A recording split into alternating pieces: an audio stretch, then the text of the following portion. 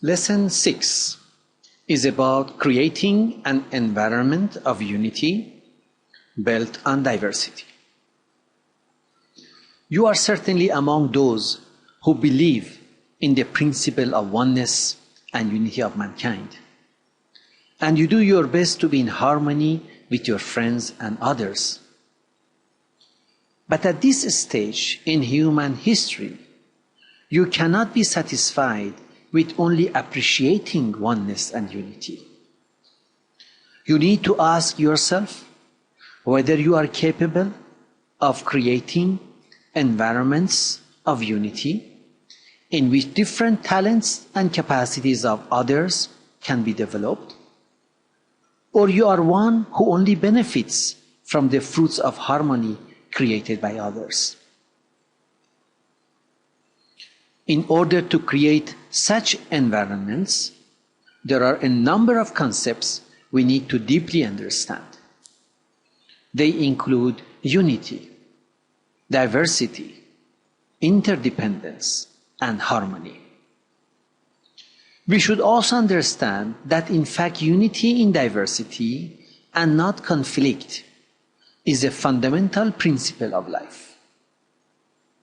In this lesson, 9 passages have been provided for you to discuss thoroughly with your group members and decide how far you agree or disagree with the points mentioned in each passage.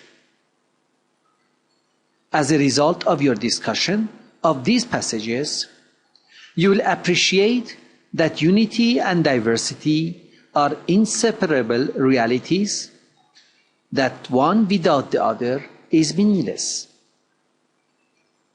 Therefore, as a builder of unity, you need to have a welcoming attitude towards diversity so that you can develop your abilities to create environments of unity by harmonizing diverse styles and perspectives. When we look at the human body, for example, we notice that the various organs, which are so different in shape, size, and function, work so harmoniously with each other to perform diverse tasks. One reason that comes to mind is that in the human body, all the various organs seem to be united in one common purpose, which is above the narrow purpose of their own existence. Their common purpose is the well-being of the individual as a whole. The same is true in the case of all forms of human association, whether family, institution, community, or the entire society. Hence, in order to become a builder of unity, you should become skillful in building unity of purpose and maintaining it. Otherwise, the unity of purpose may vanish. Besides unity of purpose, it is necessary to build unity of vision, unity of thought, and unity of action. This, no doubt, requires certain skills that are taken up in this lesson. Moreover, achieving unity of action demands many qualities and attitudes that can be acquired only if we are committed to unity. Some of these qualities and attitudes are discussed at the end of this lesson. Adjective game is the 4th cooperative game from this module. This game has to be played at the beginning of this lesson. The objective of this game is to enhance unity among the group members by associating and remembering a good quality in each member. This game is a source of encouragement and immediately generates a cordial relationship among the participants. The group size could be up to 15 members. Please refer to the game procedure for details. Lesson 7 is about unity of action. which is the fruit of unity. When individuals are not working together to meet challenges, they avoid disagreements. And this creates an outward unity. This is a low level of unity.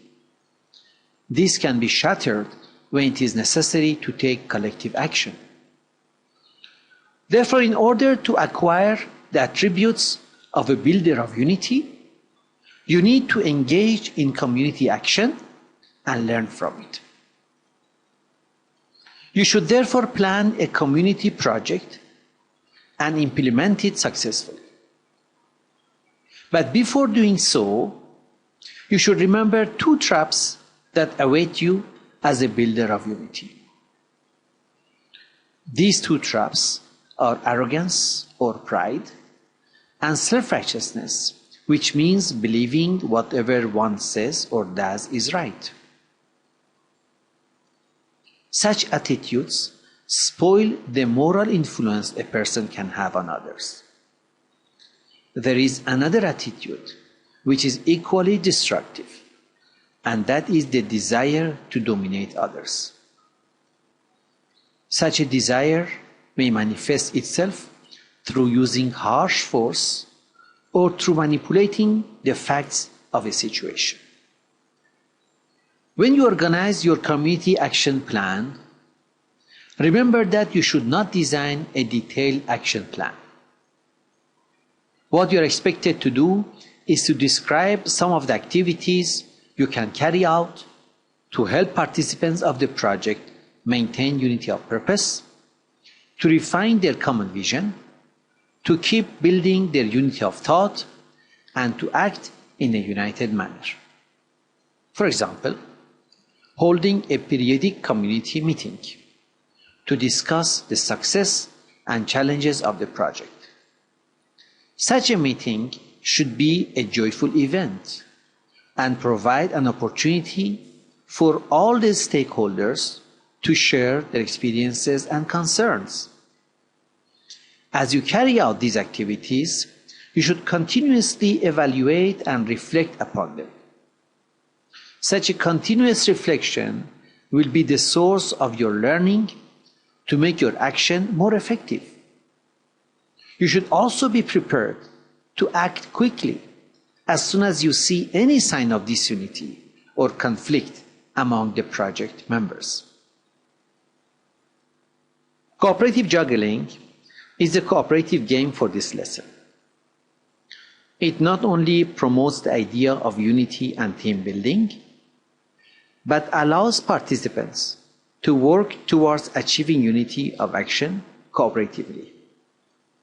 The objective of this game is to appreciate that through unity of action and coordination, it becomes easier to perform even difficult tasks.